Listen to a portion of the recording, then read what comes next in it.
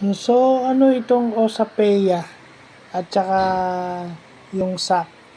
So, yung SAP muna, no? Ito yung indirect coordination with the Philippine Prudential Management Staff. So, ang unang humawak nito ay si Senator Bongo. Di ba? Yung parang kumbaga sa army, yung 80 camp o yung aid ng mga opisyal ng militar o yung alalay. So, ito alalay ng presidente.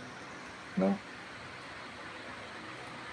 Aside from the executive secretary, meron pa siyang special assistant to the president. Yeah. Kasi yung executive secretary sa cabinet in charge yon. Pero ito sa kanya lang. So sa anything na may presidential, siya ang directly involved doon, yun ang SAP.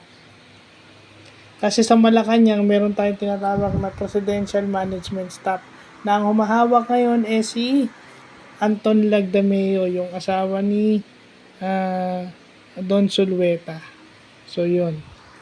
And then, yung OSAPEA, o yung Office of the Special Assistant for the Office of the Special Assistant to the President for Investment and Economic Affairs, o OSAPEA, yun naman yung gusto nilang maging investment destination itong Pilipinas ng mga foreign investors.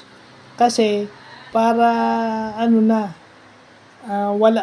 less na yung mag-OFW pag maraming job creations dito sa Pilipinas during the Marcos Jr. administration. So yun yung purpose nila. Lalago yung economy, dadami yung trabaho. So, syempre kasi naano na rin yun kasi pag may mga pamilya na magkawatak-watak dahil kailangan mag-OFW yung isa sa mga magulang doon tayo nayayari. May psychological effect yan. May psychological effect yan sa bata at saka doon sa mga magulang din na malayo doon sa kanilang mga mahal sa buhay. So, yun yung purpose nun. Kakalagda lang EO 49. So, yun lang po.